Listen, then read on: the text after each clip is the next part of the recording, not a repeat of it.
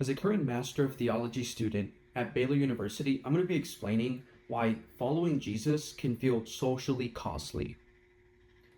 I didn't leave God. I almost left because of people. Like the stares, or like the whispers, or them talking behind your back. Like, bro, you changed type of energy.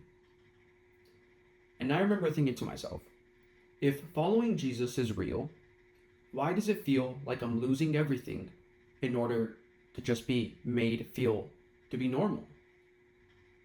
Today I'm going to show you how Paul handled the exact moment in a real city with real pressure, and why your suffering might actually be evidence that God is about to vindicate you. Stay with me, because the payoff at the end is going to be super important, and it's the part that changes how you see your own life. So I want to talk to you just super personal, like a friend, for 1 second, if you'll let me. There's just a specific kind of pain that doesn't come from tragedy or loss. It comes from social pressure. When people make you feel out of place. When they shame you for what you love now. Where your old style feels respectable and your new faith feels weird.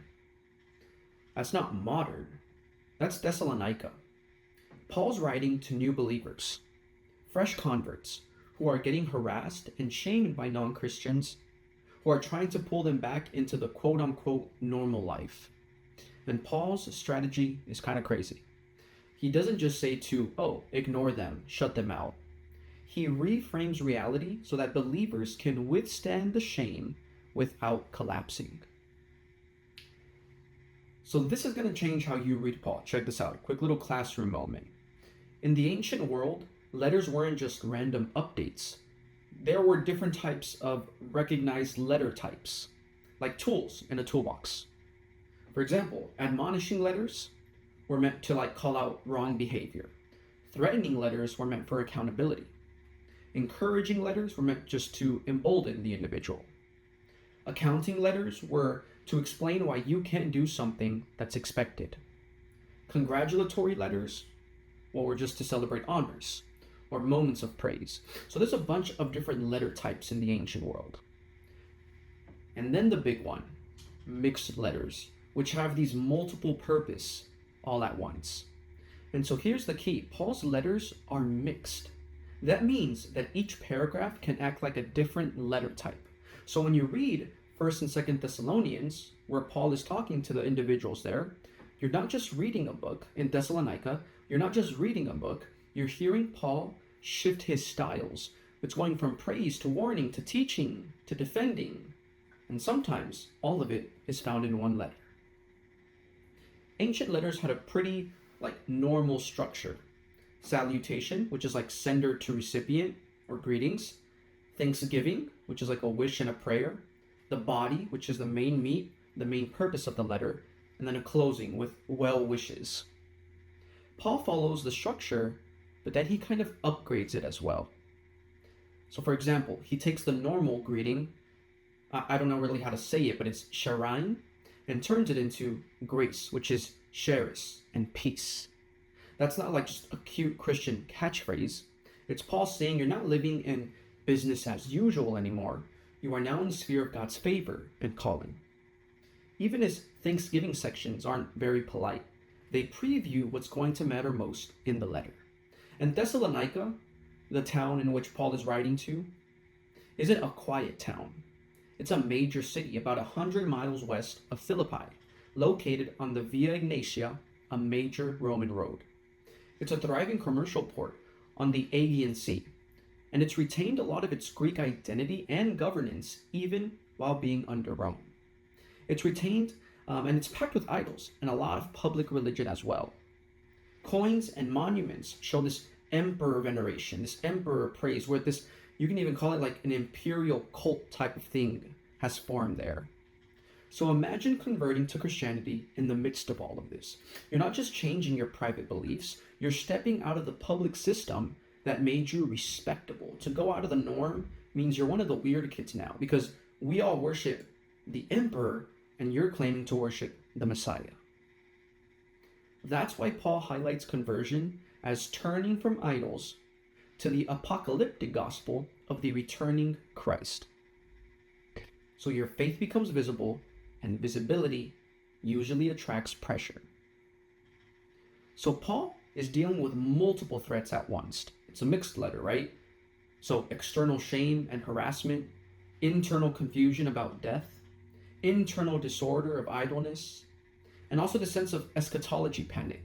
And all these are attributes of the people that he's writing to. And that's a lot, but this is the emotional center that we see. The Thessalonians are being told by society, you are deviant, like you are out of place, you're out of your loving mind. And Paul completely flips this. He calls these hostile non-believers deviant, using a Greek term, atopoi, or out of place, dishonorable. And that's pretty strategic, because Paul isn't just insulting them. He's doing social theology, where you're not the shameful ones. The people opposing the truth are the ones aligned with deception and deceit. So here's the one line that kind of just hits the soul. Suffering is a sign or a proof of God's imminent vindication of believers and punishment of those afflicting the innocent. Meaning, to suffer is something good because it shows that freedom is right around the corner. And so Paul's logic assumes something pretty large. God is just. If God is just, then unjust suffering doesn't mean that God has lost. It means judgment is coming where believers' honor will be manifest and actualized, and persecutors will face punishment and exclusion, and disgrace clings to the unrepentant, not the faithful. And Paul ties it all to the day of judgment and the coming reversal. So Paul doesn't just comfort them emotionally, he gives them a new map of reality. In 2 Thessalonians, Paul addresses a confusion that was kind of scary at the time. People were saying the day of the Lord had already arrived.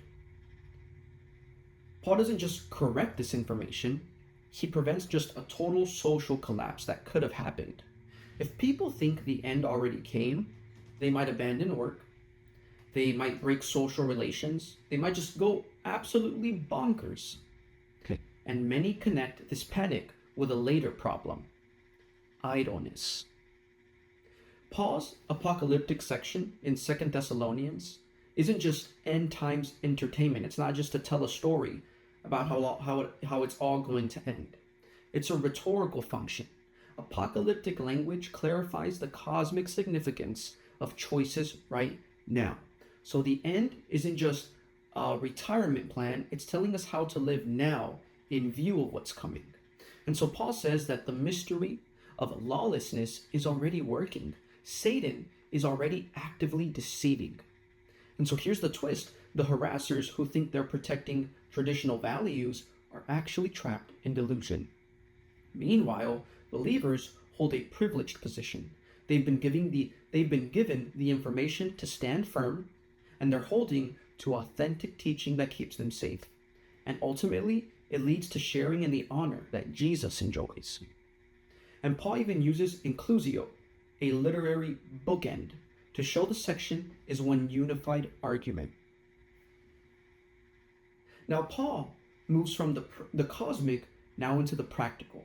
So about idleness, Paul teaches that it's noble to work to support yourself and your mission, and it's also necessary. Charity is for those who are truly in need, not just for those who are idle and don't do work with their hands and are just busybodies. So Paul's example really matters. He worked with his own hands, even though he had apostolic authority to receive support. Paul was a tent maker, so while he's doing all these missionary travels, he's also working his 9 to 5 to make sure that he can support all of this, and people aren't just always giving him money to do these missionary journeys. He's not just being idle. So then he says something kind of countercultural. The community must correct deviant behavior, not just leaders, but ordinary believers as well. And if someone refuses correction, fellowship has to be withheld from the person in order to produce shame. And it's not to destroy, but to restore. We don't want to make them feel bad so that they leave their religion, but we want them to see the wrong in their actions in order for them to be restored into the community. Paul is basically saying, If you don't practice internal discipleship, external pressure will disciple you. Paul also deals a lot with grief. People don't know what to do with death. Paul's insight is pretty simple. Presence matters more than words, and cheap lines can negate real comfort. Christians grieve, but we grieve as people of hope. The church surrounds the grieving because family is bigger than biology. And the hope isn't vague, it's pretty clear. Reunion is coming because Christ overcame death and separation already. So remember the first thing I said in the very beginning. I almost left because of people. Here's what Paul taught me through all of this. The question isn't, why is this so hard? The question is, who gets to define what's honorable? Thessalonica says honor is to fit in, to not go out of the norm. And Paul, on the other hand, says that honor is being known among the churches for faithfulness, standing firm under pressure, loving the community, holding hope in the midst of grief, and living in light of the day when God vindicates and frees the faithful. Which means, if you're currently being shamed for your commitment to Jesus, that isn't proof that you're wrong. It might just be proof that you've switched kingdoms. If you've ever felt the pressure of being like the weird one, or the one that, isn't doing what everyone else is doing, you're not crazy. This is ancient Christianity that we're seeing. Paul's letters aren't just random devotionals. They're strategic communications shaped by Greco-Roman conventions, rhetoric, and pastoral theology as well. And so here's your one action step for this week that I want you to do. I want you to read 2 John, 3 John, Philemon, and Jude like an ancient listener. As you read, I want you to label the paragraphs, whether it's about praising or admonishing or prayerful or encouraging. Label these paragraphs. And then I want you to ask, what is the author trying to produce in the community, both emotionally and socially? And so if you do that, your Bible reading is going to stop being just information, and it's going to start becoming formation. We'll catch you on the next one.